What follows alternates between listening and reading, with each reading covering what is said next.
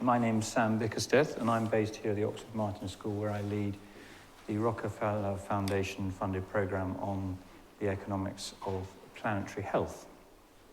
And for those of you who have been interested in the topic of planetary health, you might have been along to one of our talks before. Over the last 6 months or so, we had several talks last term, and this is an additional further talk in that series on the topic of cooling, or is it the topic of heating? We'll find out during the course of this talk.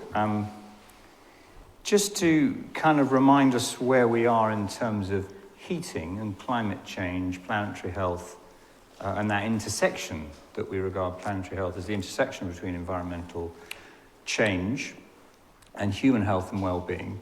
The numbers in terms of increased mortality driven by climate change in relation to heating are not that startling.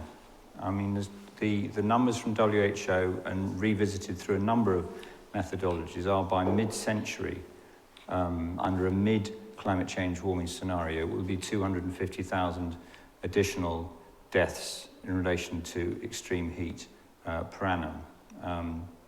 Those numbers start to rise a lot by the end of the century, and if you have a sort of no action on climate change, they start to look like sort of 3.94 million additional deaths a year in relation to heat. With that starts to be a considerable chunk of global mortality, if we think global deaths per year in about 60 million. So as it stands, heat-related mortality is not a giant number. But then think of the other implications of extreme heat on productivity, on morbidity, and the answer starts to look very different. And that's a big area of research around which a lot more needs to be known. But we're not just talking about heating and its effects on human health. We're talking about the response to that and the ability of humanity to adapt to that, which is clearly a dynamic, and the responses that we make and their impacts on emissions. And why I'm really pleased to have invited Dan here to talk about cooling is cooling sits as a really classic planetary health issue, in my view. It has all those problems about trade-offs of mitigation, about equity, about development, who has access to cooling, who's hit by cooling, who's hit by climate change in different parts of the world, and the massive greenhouse gas and additional heating potential that the response to cooling itself, response to heat through cooling may cause. So it's that great conundrum of trade-offs that cooling represents. I think represents one of the very important planetary health issues. And in the report we're working on, we very much see this sitting in there alongside some of the other big issues like diets and air pollution as one of the big issues that has to be tackled. And I'll steal one of Dan's scary statistics so that you can calm down, get excited now and calm down when you see it. But this number of 10 air conditions per second being added for the next 30 years is one of those really alarming statistics in terms of the emissions and greenhouse gas warming potential and other gases that are behind this. So really delighted to invite an old friend and colleague to present on this topic, who's right at the heart of the global policy response to responding to increased heat and the response to rising prosperities that drives that and the cooling. And that's the Kigali Cooling Efficiency Program. So that's not about how people can be more comfortable in Rwanda and Kigali in particular, I gather. It's a response globally to something led very much by the Rwandan government, which is great. Dan is the executive director of that program based with ClimateWorks in California, but now based in the UK. He's a political scientist and has worked in the UK government as an advisor to ministers, one of whom is actually giving a talk later this week after you, Dan. So Hilary Benn's in Oxford later this week. So, and then we worked together on the Climate Development Knowledge Network for 5 years, where Dan very much worked on raising the voice of developing countries in the climate negotiations before moving on to work with ClimateWorks. So pleasure to invite you. After Dan has spoken, Radhika Khosla, who is from Somerville, the India, Oxford, India Sustainable Development Centre, and from the Smith School will be responding, and then we very much want an open session with you contributing to the conversation.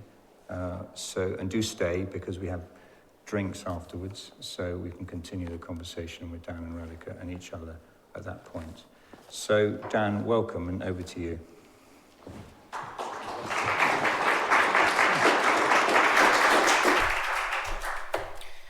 Thank you very much, Sam, for the introduction. It's lovely to be back seeing a good friend and colleague. Thank you also to your colleagues for helping make this happen. People are always working behind the scenes to set up these events. Thank you to the Oxford Martin School as well, more generally, for the invitation, and to all of you for coming, and to anybody who's looking online. So I was going to say that a talk on cooling, might be a hard sell in February in Oxford in England, but actually that doesn't seem like such a hard sell after the weather that we've just had, with record temperatures recorded in Wales and also in London. And some of the media coverage of that, I think, recognised that this was, yes, for some people enjoyable, but actually also a little bit alarming, and flagging the climate change implications of that. So maybe that made you think that cooling was a slightly hotter topic, if you excuse the pun, to get you to come here today. But it is something that we have certainly benefited from, I think, as a programme, with the heat waves in the UK last summer, with the phone ringing from The Economist and Time Magazine and various others saying, can we have a chat about cooling? We haven't really covered this topic that much in the past, but seems like something we should be looking at. So I'll say a little bit more about some kind of awakening, if that's the way we want to describe it. So I'm Dan Hamza-Goodacre, as Sam said, Executive Director of the Kigali Cooling Efficiency Program. It has that name because we're really paying respect to Rwanda. The Montreal Protocol was negotiated in its latest iteration in Kigali at the end of 2016, and our program was born out of that moment. So that's why it's called the Kigali Cooling Efficiency Program, but it's a global program that I will be telling you some more about.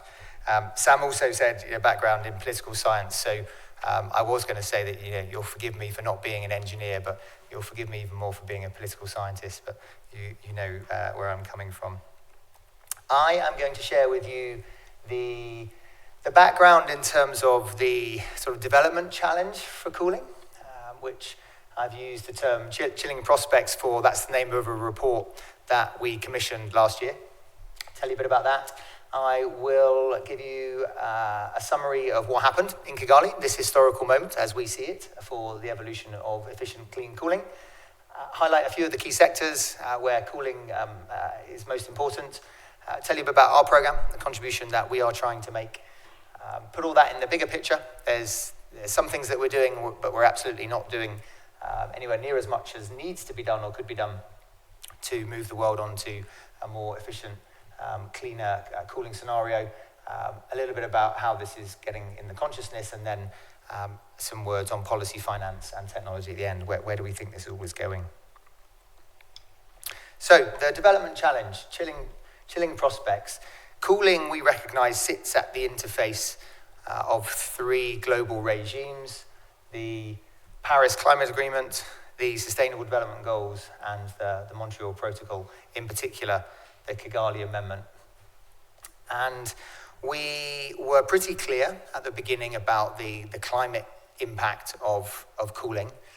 The Montreal Protocol, I'm sure many of you know, started off as an ozone treaty and dealt with CFCs. You may remember the aerosol cans and foams, and anybody who was paying attention to what was happening in the Montreal Protocol a while ago. But that problem is not wholly solved now, but is certainly in a much better position than it was without the Montreal Protocol agreement. But over the years, the work has evolved into really a climate regime rather than an ozone treaty. So CFCs were replaced with HCFCs, and this is where you might start to think that I'm an engineer, but I'm not an engineer. So hydrochlorofluorocarbons and hydrofluorocarbons, which are not damaging for the ozone, but they are bad for climate change. Some of them can be thousands of times more damaging than CO2. So we were clear on the climate implications of cooling, but we didn't have such a good understanding of the development implications. In particular, we were asking the question, for how many people does access to cooling sort of matter? Who has access to cooling, who doesn't, why not, and what can be done about it? So we formed a partnership with Sustainable Energy for All. They're a global, I guess they're an NGO. They were spun out of the United Nations and work a lot on energy access issues. And we thought there was a similarity between our questions on access to cooling and access to energy. Not that there's a direct correlation. If you don't have access to energy, that doesn't mean you don't have access to cooling, but a lot of cooling is come from electrification. So there's definitely a strong correlation there. So we asked them, could you tell us, could you look into this? So they set up a global panel on access to cooling with various, the head Achim Steiner, the head of UNDP, senior representatives from the WHO, UN Environment, representatives from India, China, etc., to look at this question. That's the headline there. They quantified that 1.1 billion people globally face immediate risks from a lack of access to cooling. And they broke that down into three main categories. There's significant rural populations in India, Bangladesh, Nigeria, Sudan, and Mozambique. They were the countries that rose to the top of the list, facing health risks from a lack of cooling of food and impacts on nutritional security, as well as challenges to their ability to be economically productive.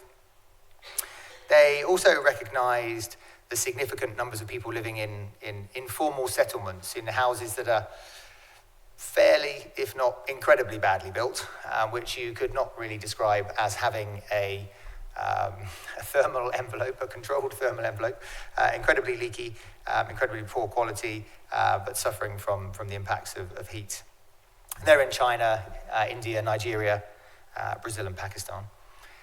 And then a third category, which they call, I think, the carbon captives, who are working or emerging middle class, who are about to buy an air conditioner, probably, may have a fan, maybe buying a bigger fan. Air conditioning is a bigger problem, but are likely to buy the cheapest that they can find. Maybe not regulated, no label on it that tells you what efficiency standard is, probably no label that tells you what the global warming potential of the refrigerants are, but a large population that are on the cusp of making these kind of choices, which may be cheap upfront, but where the greatest cost will actually come in using it. But most people are either not aware of that at the time or not able to do anything about it, even if they are aware of it.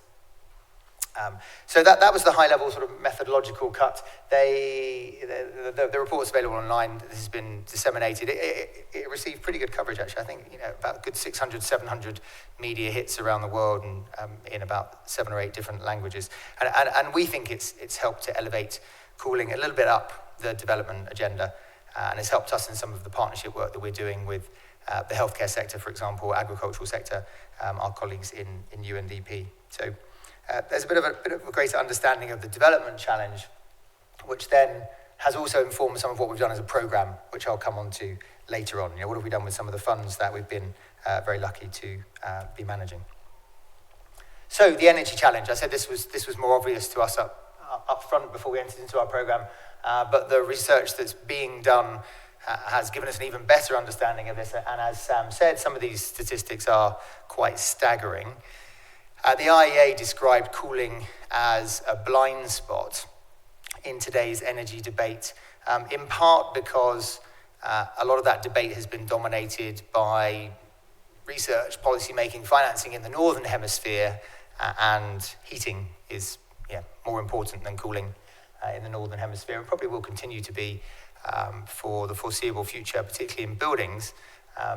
There is a blind spot with regards to the cold chain. I'll say a bit more about that later, but it has been a bit of a blind spot. I think it's impacted on some of the funding that's come from the global north for the global south. And of course, there are other conditions that have historically made heating a more important issue, but as one starts to look further and further into the future, cooling becomes even more significant.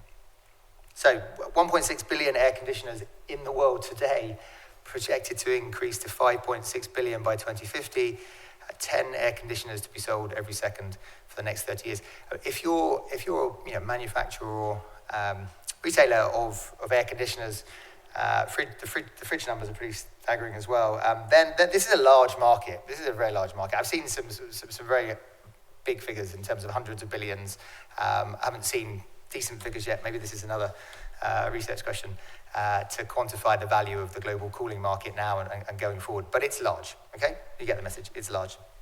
Half of all those air conditioners right now are in China and the US, but in future that's changing. They'll increasingly be in India, they'll be in Indonesia, and more of them in the Middle East. And this is being driven by, unfortunately, our slow pace of progress in tackling climate change. So we're already around 1 degree Celsius warmer than we were before the Industrial Revolution.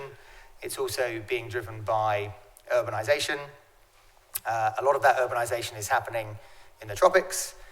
You have an urban heat island effect as well as a planet which is getting hotter. The 1 degree increase in temperature, as I'm sure you all know, is not the same in every single part of the world. And then on top of this, you have rising living standards that I referred to earlier, where disposable income is allowing people to make a purchasing choice to actually buy an air conditioner in particular. Fridge comes before an air conditioner. Fan comes before that for most people. There's a sort of hierarchy of the energy services that people buy as their income rises. Mobile phone is before fan and air conditioner. You'll probably not be surprised to hear lighting is probably before that. So these drivers, and they're pretty powerful drivers, are creating a boom in the cooling market around the world. Unfortunately, the average efficiency of air conditioners sold today is less than half of what's typically available and 1/3 of best available technology. A lot of the air conditioners are not subject to minimum energy performance standards. That's the general regulation for the amount of energy that an air conditioner uses, or they are, but not when they're exported. China produces 70% of the world's air conditioners, but there's no requirement for China to export to its own domestic standards. So we see this a little bit as the dumping sort of junk appliances on developing countries. You may have followed some of this in the news, not just with air conditioners, but with electrical appliances more generally. A number of African countries have become dumping grounds for kit that's older or is not deemed worthy to be sold in that country where it is either being manufactured or has been used. And then another, I think, quite staggering statistic at the end here, just to kind of create the fuller picture on the energy challenge, is that total demand, electricity demand for cooling globally will equal total electricity demand for everything in the EU, Japan, and the US combined. I think this is by 2040. Could be 2045, but it's quite a staggering statistic. If anyone wants to follow up on these types of statistics, go to the International Energy Agency's website, the IEA. They've been crunching the numbers. They've got lots of models. They've got some pretty interesting work. So the energy challenge, and then you're trying to put it into pictures for everybody who likes pictures. This is just for AC, and you see the crossover around 2060. But if cold chains are factored in, so all of the cooling that's required for food and drink, medicine and other things, and industrial chillers, mobile air conditioning as well, cars and vans and trains and planes. Right, but this is not the full picture. So it's more like 2050, maybe 2040. Depends what happens in the world as well in terms of rising temperatures and so forth. But there is expected to be a crossover. This is from the Economist, for anybody who recognises their graph style. So a further word on the climate change front. So there's the energy dimension, which I just talked about, the amount of energy that cooling uses, and then there's the F-gas dimension. So when you turn on your air conditioner, you get that chilling feeling. That's because of the fluorinated gases that are used in air conditioning. And some of those gases can be, I think, 10,000 in the worst case scenarios, worse than CO2. That's not typical. That's a high-end number, but significantly more damaging than CO2. Estimates suggest that the use of F-gases, if left unabated, would result in 0.5 degree Celsius of global warming by the end of the century. And if one thinks that we're sticking in a 1.5 degree world and we're already at 1 degree Celsius baked in, well, that's That's the end of that. Before one even thinks about the amount of energy that's used. Now the numbers on that are less well researched, and we are partnering right now with UN Environment, the same team that writes the GAP report, for any of you that follow the carbon accounting. So the UN GAP report team are looking at the numbers for energy consumption and cooling, and then they'll combine it together. So we'll have for the first time, around the summer, we'll have for the first time an estimate of the global warming impact of cooling. A number of climate experts have looked at where cooling ranks alongside other climate challenges or opportunities, depending on how you're seeing them, and ranked it as number one. And if any of you haven't seen Project Drawdown, Paul, thank you, Hawkins, yeah, then it's quite a good piece of work. It's quite easily accessible. He's got a good website, easily quantifiable, nice pictures, and cooling's he's put number one. So the Kigali Amendment, for those of you that don't know, I just gave you the background to where the regime had evolved from. But then in 2016, the world came together in Rwanda and agreed an amendment to the Montreal Protocol to phase out and down. It's actually HCFCs and HFCs, to be really specific on this, phasing out HCFCs, phasing down HFCs to a much lower level, but they don't disappear completely through to about 2045. There's 3 different timelines for this. There's a developed country timeline that started this year, so we're already starting to work on the phase down, the phase out. And then for developing countries, they're on 2 slower timelines than the developed countries. There's Group 1 and Group 2 of developing countries start their phase out activities in the 2020s, but go through to the end of 2045. What this agreement did, and that's good, that's the good news. I should just praise that by saying we should all celebrate this. This is a big deal. I mean, this is not, unfortunately, the full 0.5 degrees Celsius that could be avoided, because the phase down that's been politically agreed is slightly slower than what would be technically optimal.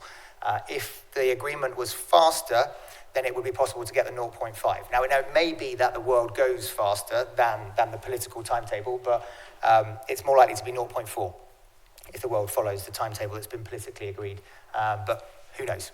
The world might be more successful in that. This is good. This is good news.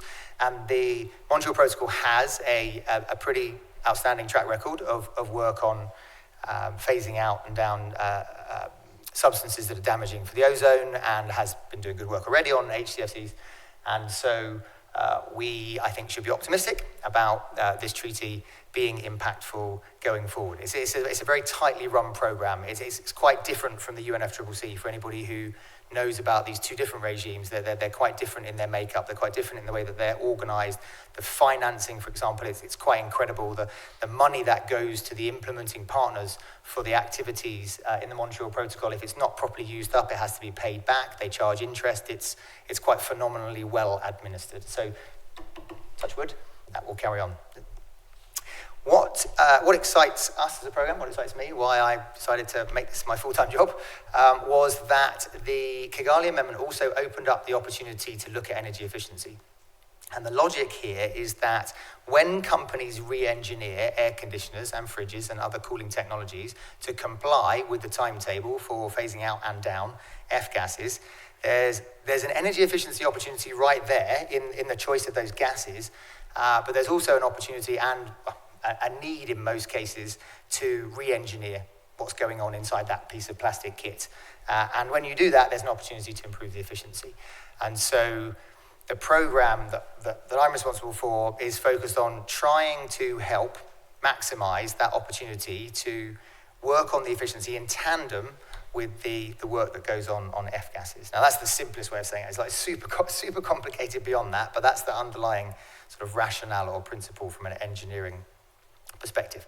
So what's going on at the political level, parties in particular come together once a year. They have the meeting of the parties, similar to the conference of the parties in the UNFCCC, meeting the parties once a year, and they'll debate What can we do on energy efficiency? Now, so far it's been I suppose it's been very research focused. There have been lots of questions about the cost benefit of doing this, lots of questions about understanding what kind of obligations parties might take on. Is the focus of what countries should do just on the supply side, which is what the Montreal Protocol does. The Montreal Protocol focuses on how can we help companies who are manufacturing cooling technology, whether that's your Daikin's or your Carriers or Johnson Controls or Marbe or Walton, whoever these companies are, or supermarkets, for example, helping on the supply side to make these changes to more efficient clean cooling, or on the demand side. And for any of you who've worked on energy efficiency in products or on buildings, there's lots of things you can do on the demand for energy, not just on the kit. So this is still not clear. Exactly how this will play out. These conversations they're live with regards to what's happening from a sort of perspective of any mandate the parties have. They're live from the perspective of how can they be financed. They're live from the perspective of what does a good policy look like that creates a joined up approach to more efficient clean cooling. But it's going in the right direction. It's moving relatively slowly if you're somebody who wants fast action on climate change, but it's moving in the right direction and it's positive. The most recent agreement was that the multi-lateral fund of the Montreal Protocol, which spends about $630 million every 3 years, it's pretty significantly capitalized, that they will now work to coordinate the funding that they have with other players within the world of climate finance, that sort of the architecture of a climate finance, that they will try and find co-financing opportunities and coordinate better with the other, because lots of money, billions actually exists on the climate finance side, both in the private and public sector. There's only 630 million on the F-gas side. So far, kind of never the twain shall meet, and that's led us, I think, to a suboptimal position in terms of what we could actually achieve. That is all like evolving, moving in the right direction. So where does this matter? I've given you a few hints of this already. It matters in these 3, 4 maybe main sectors: residential and commercial air conditioners. You've got your sort of mini splits. A lot of what's going on in houses around the world is the plastic box in the corner of your room, and then another unit. Also window AC. I'll go back to the beginning. Here we go. Everybody online. Window AC. One big box on the outside. You need one per room. Generally speaking, it's better to have a sort of centralized system. It's more efficient to have a centralized system. But residential and commercial AC. That's where these numbers that I just shared with you are coming from. The 1.6 billion to 5 billion or so by 2050 in demand, and it's happening in these countries, the developing world in particular, but also developed countries. And you're all either living in Oxford or at least here or know the UK.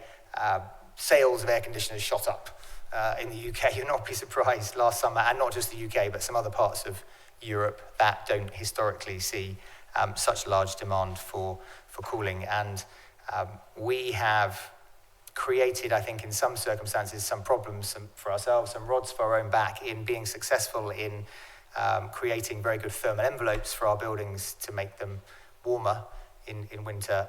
Hasn't necessarily put us in the best position for keeping everybody cool in summer. Now, if a house is really passively designed, very, very well designed, then it can cope with both.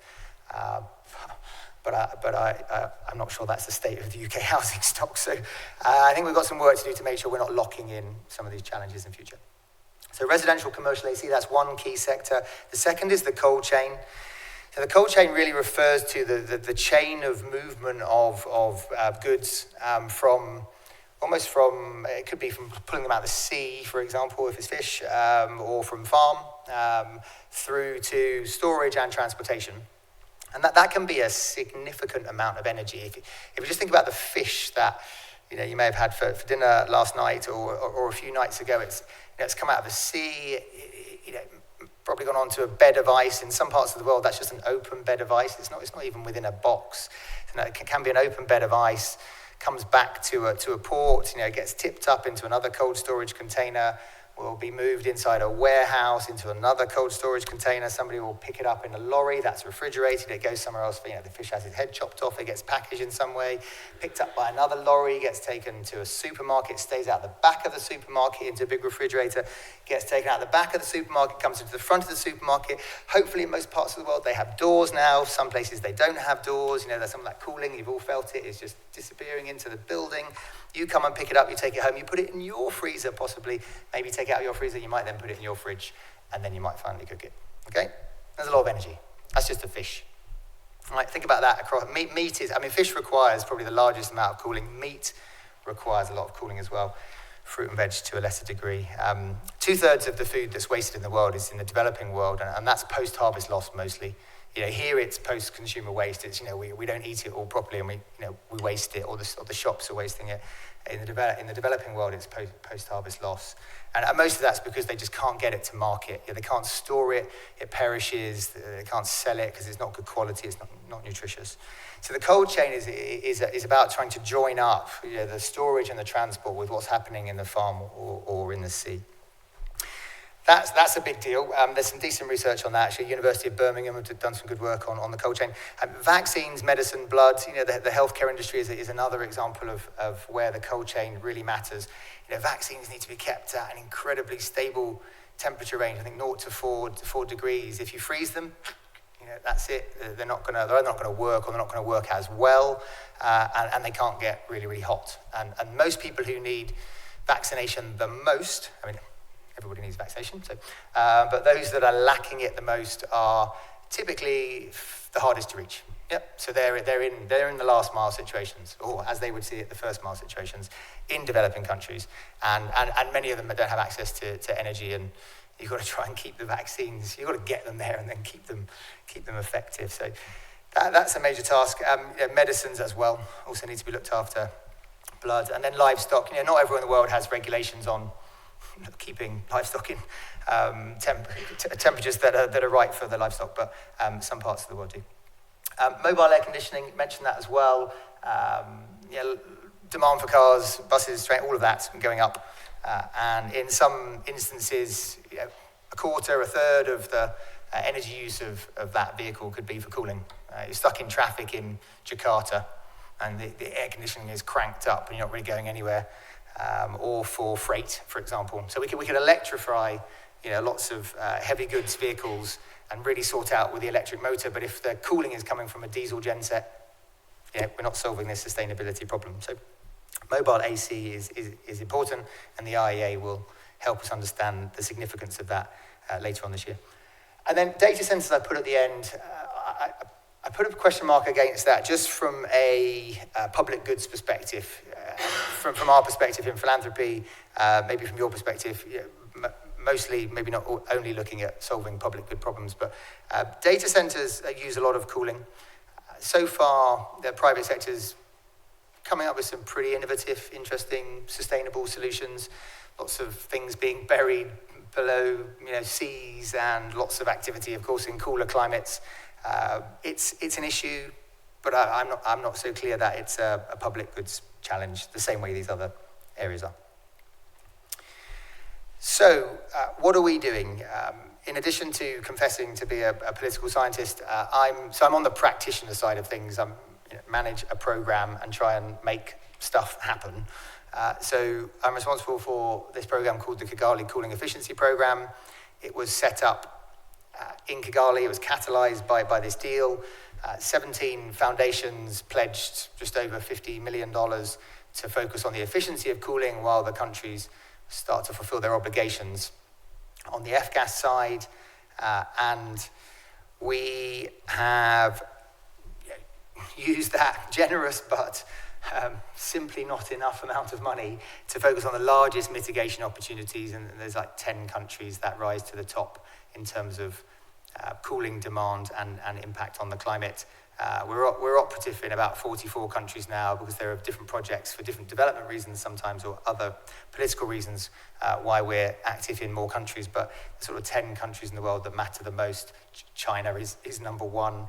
It produces 70% of the world's air conditioners, I think 50% of the world's fridges. We're also, as a program, trying to move as quickly as we can.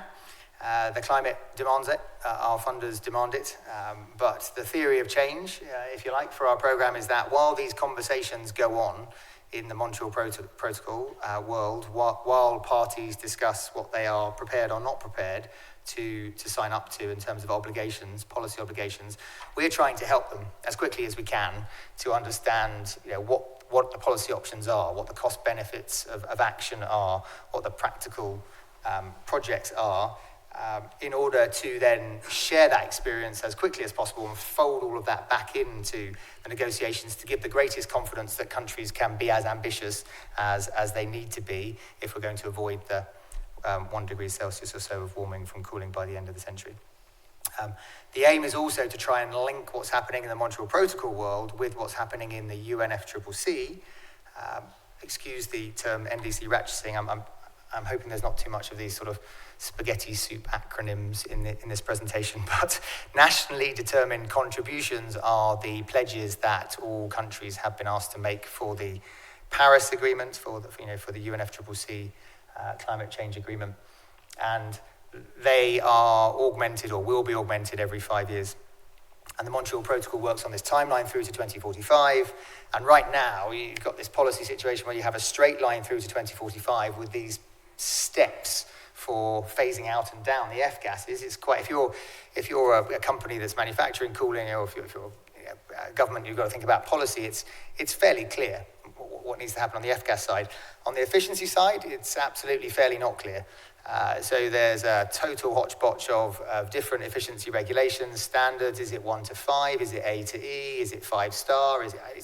It's not easy to identify a common way of quantifying the efficiency of technology, the same technologies around the world.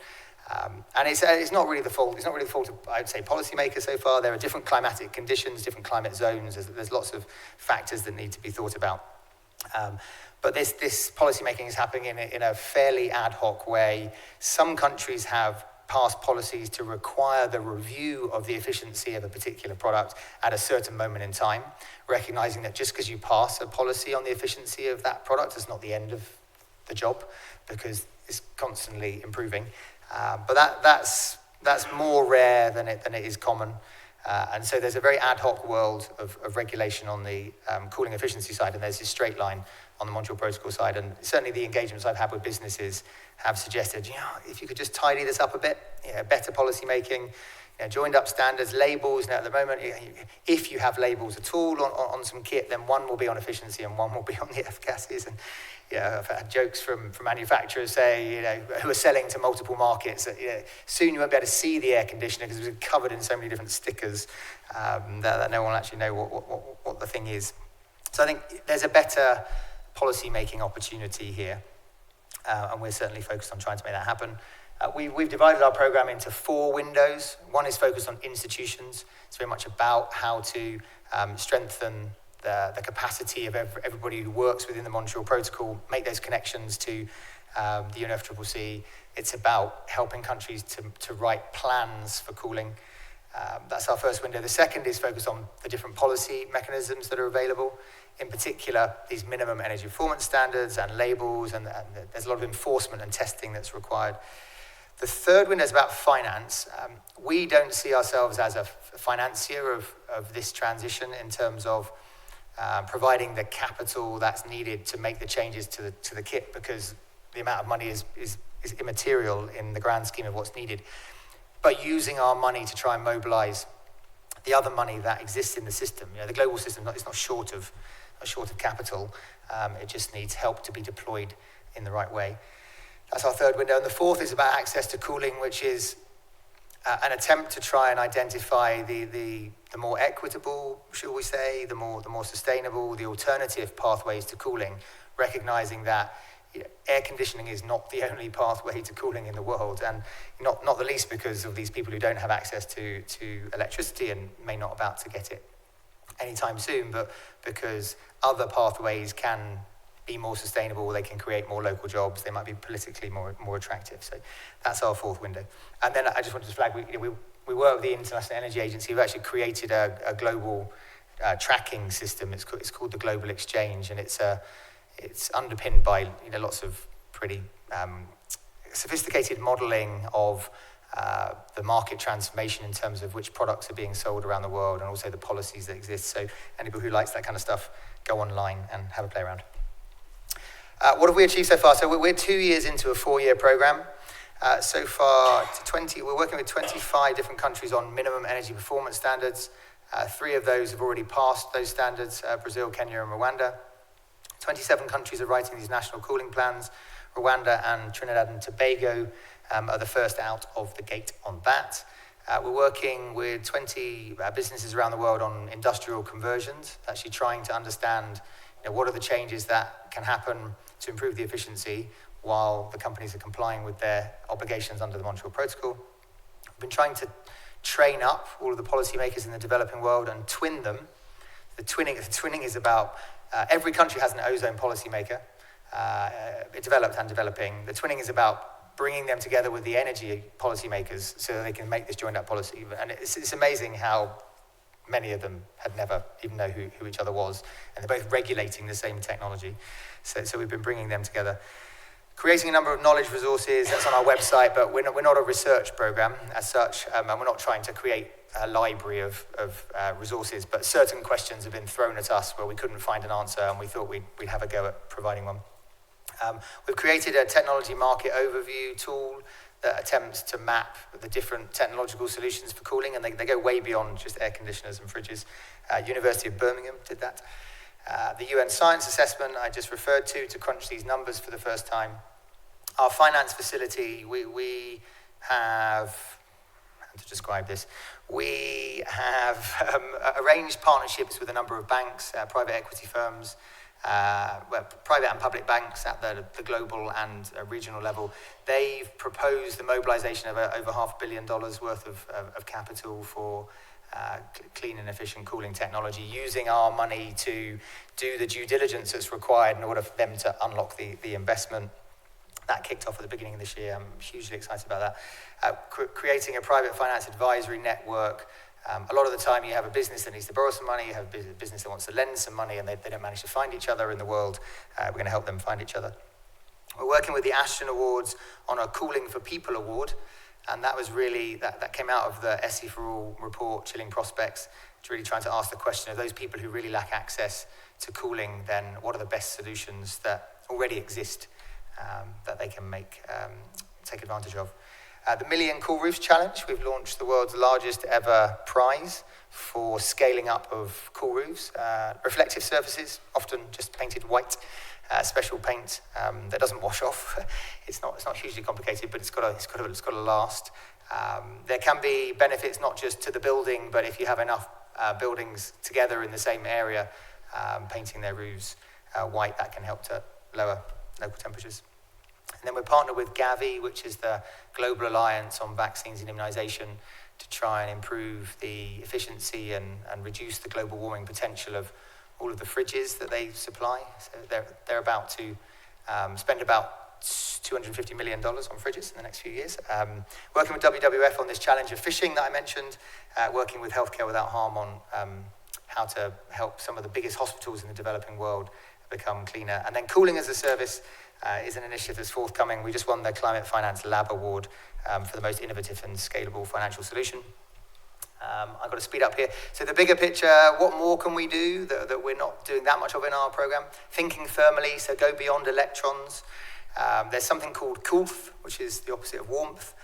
You can harness cold for cooling itself. So we think often of batteries as being, it's all lithium ion, and everyone follows, what are the price and all the materials that are going into lithium ion batteries. Batteries can be ice, and Goldman Sachs has an ice battery in its basement of his office in New York and makes the ice at nighttime when the price of energy is low and uses it to cool the building during the day when the price of energy is high. I mean, it's not rocket science, but not many people are doing it.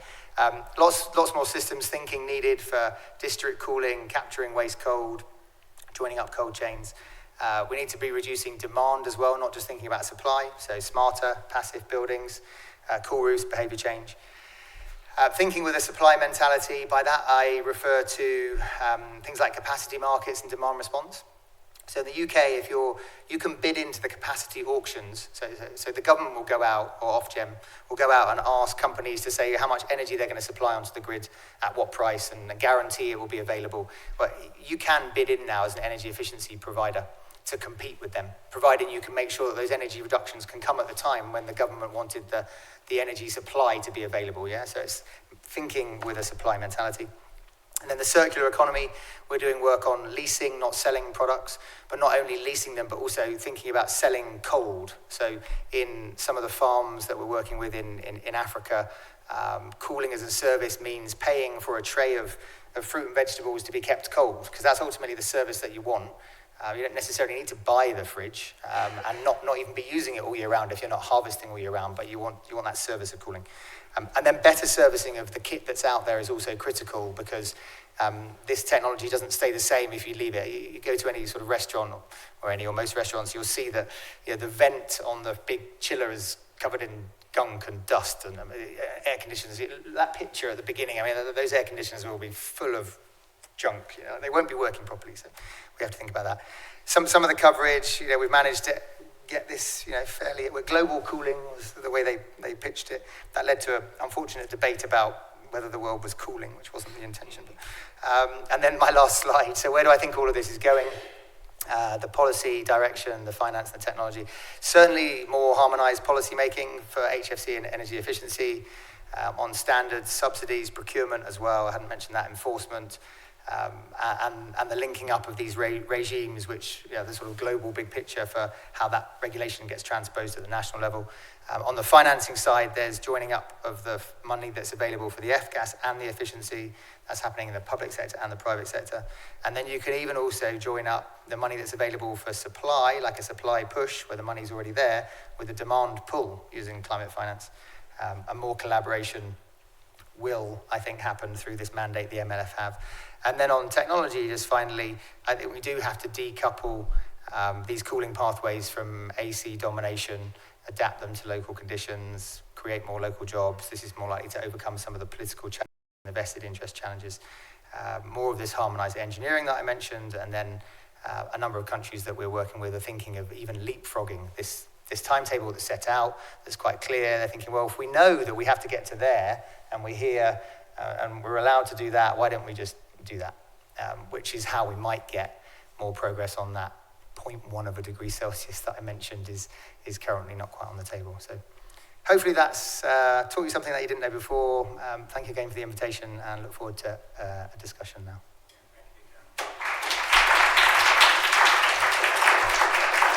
So Radhika and Dan, have a seat here. Radhika, why don't you come in the middle?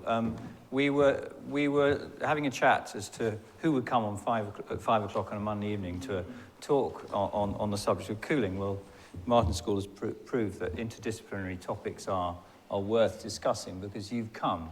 But just before I turn to Radhika to add some observations to Dan's word, I'm interested to know who is in the room. So with a show of hands, maybe the engineers could show us who they are. Oh, not very many. Oh, yeah. Are there many economists here? Oh, there's one. There's one I thought would come. How about healthcare people? Oh. Any architects and planners? Oh, okay, Dan, you're getting a good show. Who's left? The political scientists, the ethicists, the philosophers.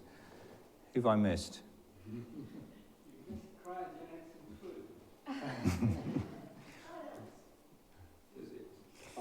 Well, thank you. Yeah, finance and a few agriculturalists and a few other topics as well. But thank you for coming. Radhika, tell us what your thoughts on this are. Great.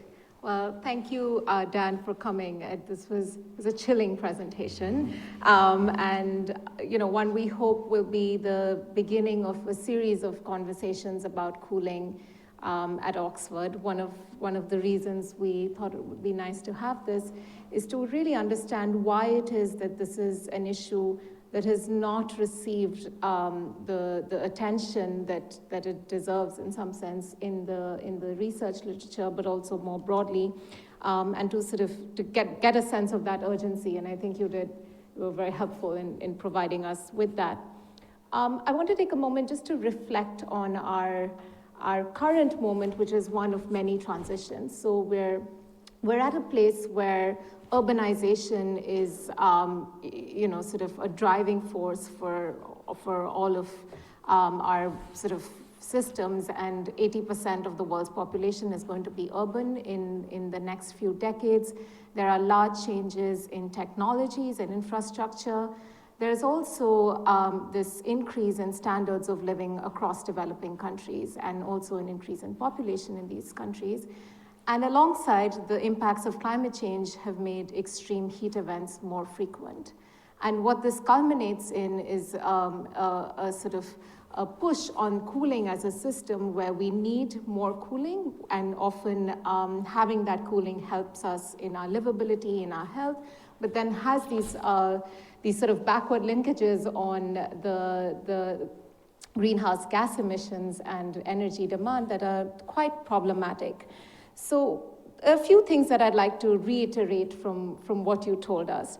First is that, it's quite clear that cooling is not a problem that sits with one or two development goals. And it's one that actually sits at the nexus of multiple different sustainable development goals. It's necessary for the quality of lives of billions in developing countries, but then increasingly for developed countries as well that are traditionally unequipped to deal with warm temperatures. And we know ourselves from the experience last summer in Europe, and then sort of, a trend that has been rising over the last few years of the need for cooling in the developed world. And I think Lee Kuan Yew said it famously, actually, when he commented on Singapore, that air conditioning made livability, and actually I should read it out to you. He said, air conditioning changed the nature of civilization by making development possible in the tropics. And that's really sort of, the trend and the space that we're moving towards, but the price of this livability is potentially unaffordable, because it means increased emissions, increased energy, and risking unsustainable production, putting pressures on our cities and our countries. And I think sort of recognizing that it sits at the heart of these multiple sustainable development goals is really important for us as we proceed. In that context, I want to pull out one of the things you said about IPCC and the 1.5 degree report, which was a report that I'm sure most of you are familiar with, that came out last year, which says very clearly that there are two ways for us to get to our global target of a 1.5 degree temperature increase. And those two ways are, one, by shaping and reshaping energy demand, and the second is by investing in negative emission technologies. Often these are quite risky. And if we really take that target seriously, then I think shaping cooling and using cooling as a lever to shape energy demand is potentially our most significant opportunity in the next decade or two. And so the influence of cooling on climate change and on influencing the trajectory of greenhouse gas emissions over the next couple of decades is absolutely central. And this is one that we cannot ignore. Now, thinking about demand is not straightforward, and there are many people in the room here who spend a lot of time thinking about demand. I think it's important to think about it in terms of point of purchase, and then how you use the technologies that we have, right? So point of purchase as a place of intervention is important, because we have, as you said, most of the air conditioners and the cooling technologies that are being sold and in the system right now do not have the efficiency standards that they should have and could have. But the challenge there is immense, but there's also a large opportunity, because most of these technologies have not yet been invested in. So we're talking about this rate of increase of 10 new ACs per second for the next 30 years, which means large investments in air conditioners and other cooling technologies are going to happen. And these patterns of technologies, their efficiency standards have not yet been locked into. So I think sort of really focusing on on that opportunity to be able to lock in patterns of energy efficiency in these cooling technologies is going to be essential. But at the same time, demand is not just about technological interventions, and shaping demand is not just about technological interventions. And it's really also about accounting for the influence of norms and of behaviors in how these technologies are used once they're purchased. And that takes us into the territory of knowledge gaps in some sense, because our understanding of how cooling technologies are being used, the sort of socio-technical determinants of how these demand patterns are shaped is something that we're not fully aware of and have not fully been studied. And I think this sort of opens up the question that we're all here for and want to kind of build a program in Oxford about, is that what are these research gaps that exist around questions of cooling? And I'll just point to two more before opening it up for discussion. One is this really important linkage between health and cooling, because we know that the rate of increase of heat events has an important impact on health. There was the prediction for Paris is a 31% increase in heat waves. The NHS last year, from just the sort of temperatures during the summer, commented on the overstretched resources that it has, and sort of is not able to deal with the impacts of increased heat, and sort of looking at questions of heat-related mobility and healthcare system costs is something that we have not yet examined fully. And this is just one of the many other implications, the impact of heat and air pollution, heat and food systems. All of these remain open questions for us in the developed and the developing world. And then similarly, analogous knowledge gaps on the backward linkages between the production network and the global supply chain of cooling. And as we heard, a lot of these originate from a few countries and a few different companies often. But what is that, sort of how are we going to arrange our global production networks in a way where we can provide equitable access to cooling, but also preserve the local and global environment? So I think sort of, taking your talk and placing it in the context of a larger research agenda where there are many questions that require multiplicity of disciplines might be a place where we stop here and sort of, as Sam opened up with asking what the different disciplines are, maybe we can sort of hear from Radhika, great. Well, thank you for bringing it back to the health dimension for the two health professionals in the room. I think this is about knowledge, applying the kind of very, very informative, deep picture of the challenge and the global policy response that you set out, Dan. And what are the knowledge gaps? That's precisely what Radhika and some of us in the room have been talking about, keen to really build a program of work in response to the very clear cooling challenge. So I would love to hear from some of you in the room. If you could speak to the microphone which Claire is holding and say who you are before you speak. And if you don't want to be sent out in the wave bands on the live broadcasting here, don't speak. So any questions or short observations from the floor? We have an agriculturalist at the front who wants to get his perspectives in. Hi, I'm Mike Ham. I'm visiting fellow here at Oxford Martin School from Michigan State University back in the States. So the thing I'm going to ask about, I have absolutely no knowledge in the area of cooling, but I have anecdotal evidence of one, which is my house in the United States.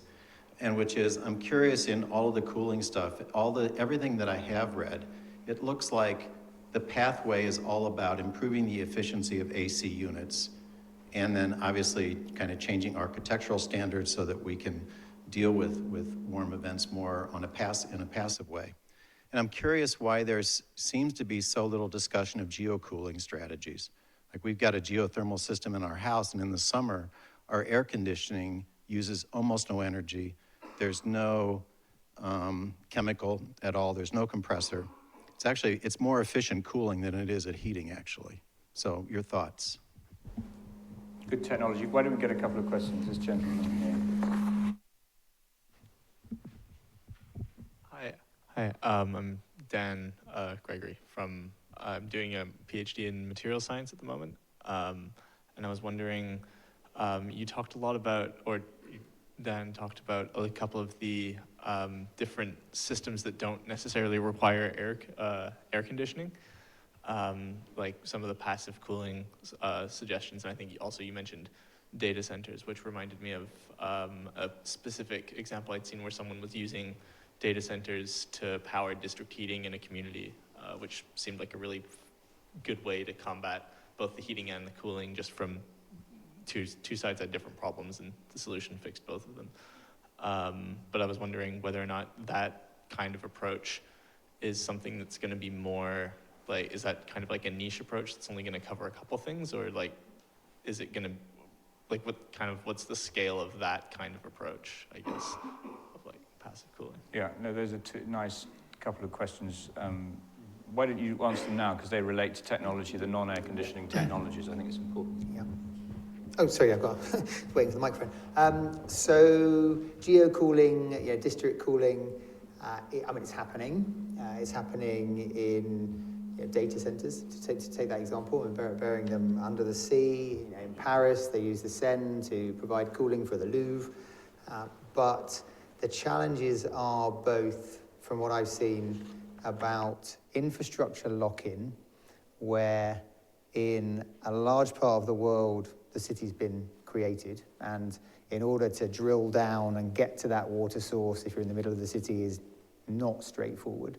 And from a planning perspective and disruption to traffic, etc., that is a barrier. That is a barrier in a lot of the world that's already been built. In parts of the world that are still being built now, and there are obviously a lot of them, there's a lot of cities going up. I was in Egypt just before the Christmas break. For anybody who doesn't know, they are planning on building what they said to me is the biggest planned city in the history of the world. 6.5 million people out of nothing in a desert. And they are thinking about district cooling. And I went to some meetings specifically to talk about this, but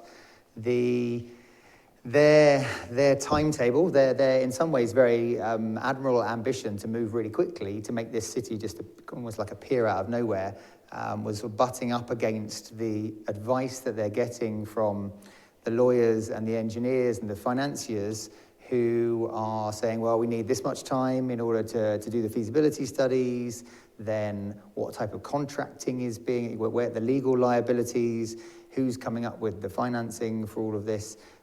They're the types of barriers that are coming out from what I'm seeing in the areas where you haven't got that infrastructure lock-in. So it's actually less on the technology side. So I sort of hear you when you say in my home, I've got it and it works really well. It's more on the legal, financing, contractual, and then sometimes even sort of political dimensions. In Egypt, it was that they have an agenda to build these houses as quickly as possible, and anything that gets in the way of that is not acceptable to the Prime Minister. So I'd say political, financial, legal could be bigger barriers than technology. Do you want to comment on that at all? Well, I think, and I'll just build on that to say that the scale at which cooling technologies are being bought, that scale is really being driven by our traditional air conditioning unit. And there's a sort of lock-in into that trajectory itself, which makes these very feasible, technologically feasible options difficult, particularly in countries that are that have weak institutions, that have weak finances, where capacity itself is limited, and there's a certain lock-in to the air conditioning trajectory, which is quite hard to disrupt. So just one additional comment, actually, is also the split incentive problem, which you get in energy efficiency in buildings, where you have a landlord-tenant divide, and so the incentive for the landlord or the property developer to invest over and above what is necessary, when the benefit from doing that accrues to the buyer or to the tenant, and that there are financing solutions that can be made available for that, but a lot of them rely on more sophisticated legal environments and better developed financial environments that exist more in London or New York or other parts of the world, and are less easy for the private or even public sector to rely on in Burkina Faso or wherever these opportunities may actually technically arise. Yeah, thank you. Hello, my name is Mike McKinley. A comment on your commentary on the main talk. You referred to Lee Kuan Yew and his view on development in Singapore. I lived in Singapore for about a year in the early 60s, and it was hot, and it was very hot, and that was the tropics, and that's what one expected. I moved back there for some years in the mid-80s, and a lot has happened since then. And by that stage, when you walked into a shop, or you walked into a hotel, you said, God, it's cold in here. It was really freezing cold. In other words, someone had overreacted, I think, to the... Is there a lesson of any sort in that? Yeah, we were talking about that. Yeah, we have. Dan has a great line on that called "freezing in the tropics." Why don't we take it? And the idea of freezing in the tropics is that, you know, in places that are very, very, really warm, traditionally we have these air conditioners. I mean, we suffer from that here sometimes. And I think that's where the question of norms, values, aspirations, how you use what you have, how's that linked to ideas of modernity and progress are really important to understand. Yes, Sarah. Thank you very much for that talk. I'm Sarah Darby. I work at the Environmental Change Institute. I'm not in any of the categories that Sam mentioned, Sure. but I've been working on energy demand for quite a while, and at times on fuel poverty, so quite a lot of what, in cold countries, so quite a lot of what you had to say, there was a commonality with what we've learned through fuel poverty studies. I wondered if, as a political scientist, you would comment a bit on the role of industry and technological push in air conditioning. I'm thinking in terms of things like framing the standards for energy services in buildings, say, but also just, you know, the enormous sort of marketing push that there must be behind making air conditioning the choice when you're uncomfortable, rather than looking for other ways of achieving cools. Yeah, a few reflections on that. It's a good question. So, the air conditioning industry is fairly. It's not. Yeah, it's. There aren't a large number of businesses that are in the air conditioning industry. It's certainly not monopoly in any way or monopolized, but maybe 10 companies dominate the majority of the market, and have been pushing back on increasing standards, arguing that this increases the cost of production, and in some, maybe all, maybe not all instances, it might. And it's hard to know, because, you know, there's commercial confidentiality, and why should they necessarily disclose their costs? What we do know is that the research that correlates rising standards for efficiency, performance of air conditioners and price shows that standards have gone up and prices come down. Now, there's other factors at play there. Yeah, there's the moving of manufacturing around the world to China and other forces that have, but the trend is not one that shows that price has gone up when standards go up. That's the first thing to say. The other research that we've done has just gone into shops and looked at the products that are on the shelves, and we found low efficiency, high price, low efficiency, low price, high efficiency, high price, high efficiency, low price. Thank you, Sam. And, in a quadrant, scatter graph, you can do it, and there's bits and pieces everywhere. Of course, you can draw a line through it, but you can find them in each of those categories. What often happens is that the relationship between price and efficiency is being skewed by other specifications that the equipment has. Like the fridge has got a shiny red door, or the air conditioner is digital, or there's other things going on there. So there is this pushback. I think politicians have got scared from what I've seen in a lot of the countries we work in. They get worried. They're like, oh, the poorer people who we want to help the most from a public goods perspective are the ones that are less likely to be able to buy something if we put the regulations up. That is still a problem. That's definitely a problem. That's one thing to say. The second is that on the refrigerant side, a number of the refrigerants are very tightly controlled for their intellectual property. A lot of companies invested quite a lot of money in developing that intellectual property for the HFCs, for the F-gases, and are very keen to maintain their market share. That's what businesses do, fair enough. There are natural refrigerants that are available. You can use CO2, you can use ammonia, you can use various other different things. There's no intellectual property on CO2. So there's a bit of there's a fight there's a big fight that goes on. We as a program have kind of tried to avoid that actually, because the benefits from efficiency, the efficiency benefits from the refrigerant choice are small, and they're much larger for the other components. But yes, unfortunately, we have seen some of those vested interests.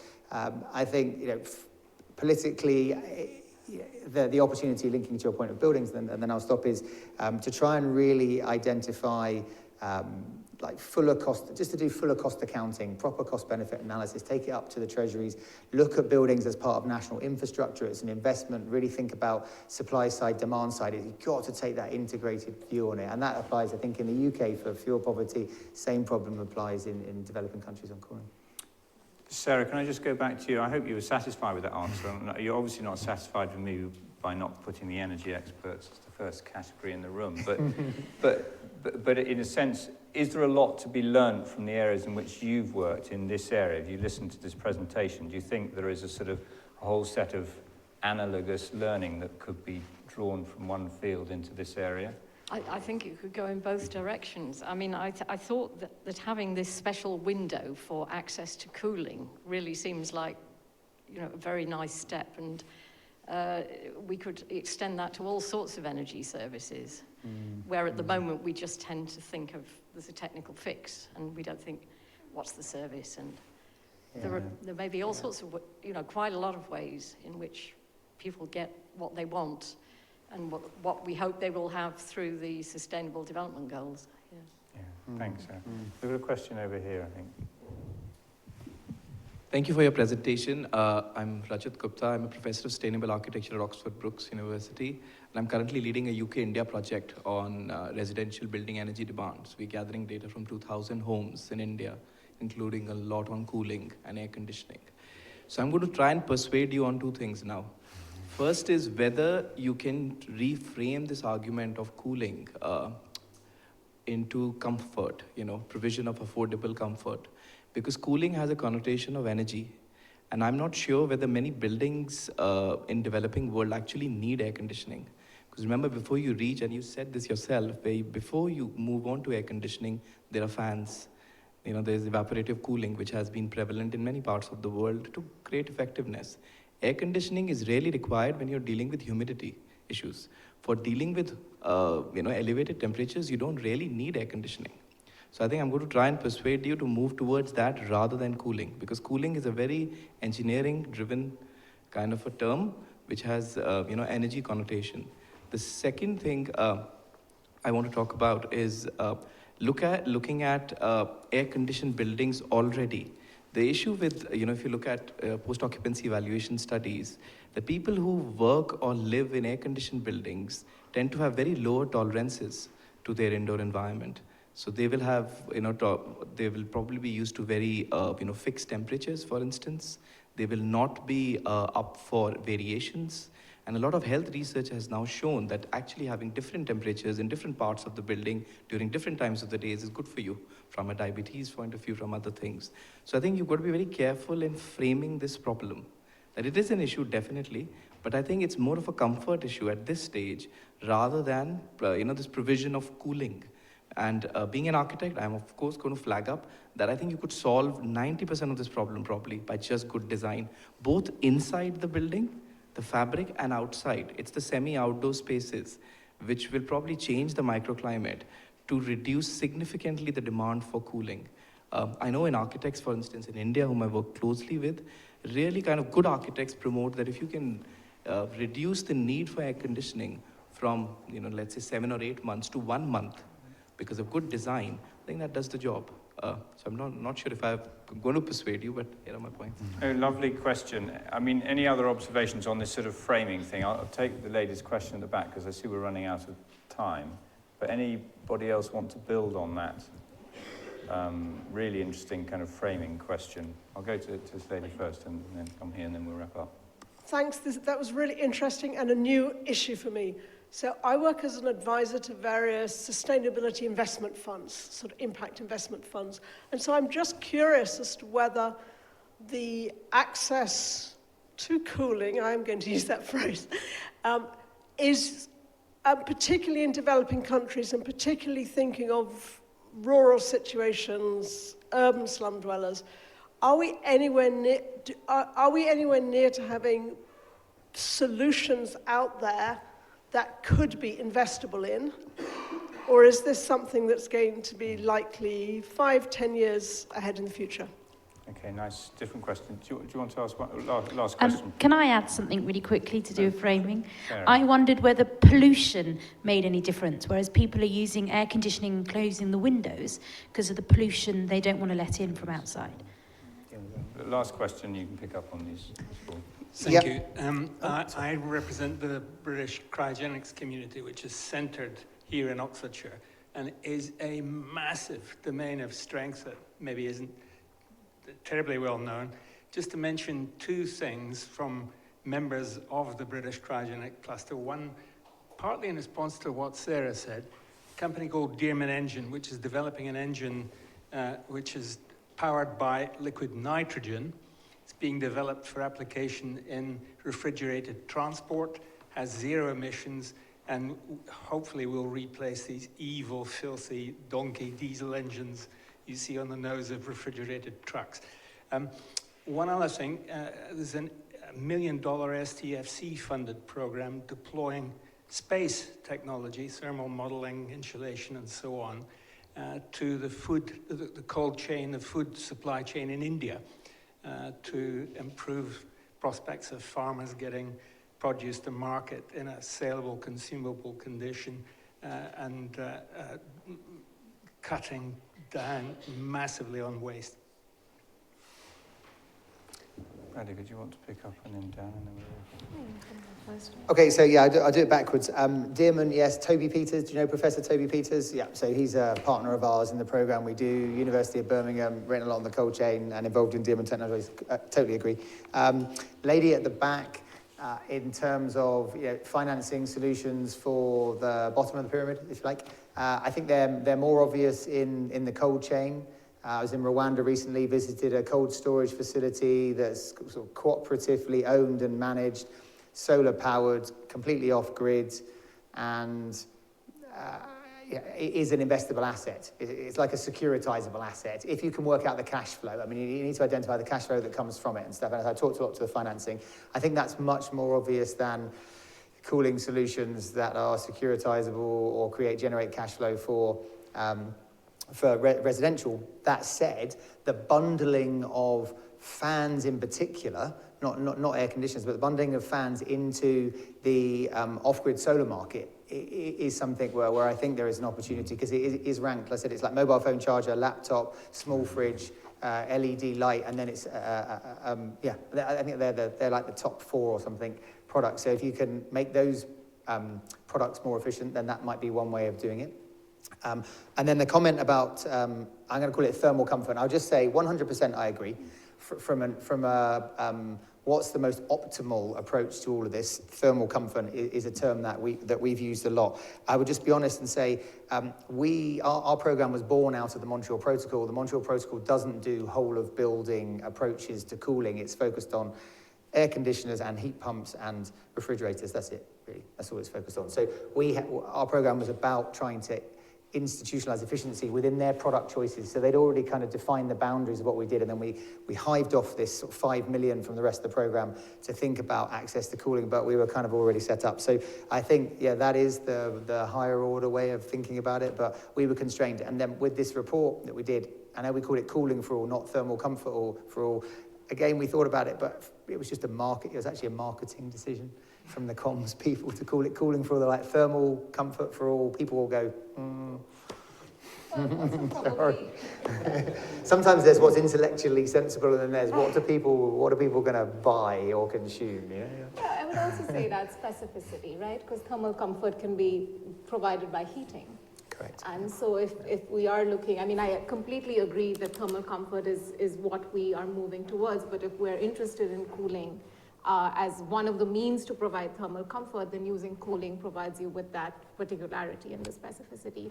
I'll just say one more thing in response to Rajat, which is that I completely agree that building design is absolutely essential and will solve so many of our problems, but I just want to take that technological sort of answer to this question and say, how do we resolve the tension between the absolute rapid rate of increase in air conditioners with the sort of stasis in any sort of development of implementation of building energy codes. And that's really what we're up against, right? And we've not really been able to work through that issue. Yeah. Well, lack, and even when they've existed, they're not implemented. Exactly. And this is true, this is true across the world. Most of the world don't have codes for the safety of the building, let alone controlling the efficiency of the energy that's used. I mean, that's the reality of where we are on a global basis. It's hard. I couldn't agree more, Radhika. It's very practically, you can be forensic on the cooling technology. And we made this choice as well, like just really go for the cooling technology because the train has left the station. And if we don't do something to make that more efficient, then the carbon impact of that is going to be huge. And we know that there's a much more holistic, integrated way of looking at this, but that's hard. And it doesn't mean you don't do it, but we made the choice to be really forensic, partly because of the Montreal Protocol, but partly also because of the challenge. So I think we should wrap up. And Claire asked a question about the intersection of air pollution response and cooling, and the answer in my mind is yes. And response, is very interconnected, and we can't just deal with comfort and cooling unless we look at these other atmospheric conditions. As indeed, we can't look at our whole built environment. So I think the contribution from Brooks University was really great. So thank you very much. Do stay and continue the conversation over a glass of wine or something soft. But Dan and Radhika, but Dan in particular, thank you for coming all the way and sharing all that. It's been great. Thank you.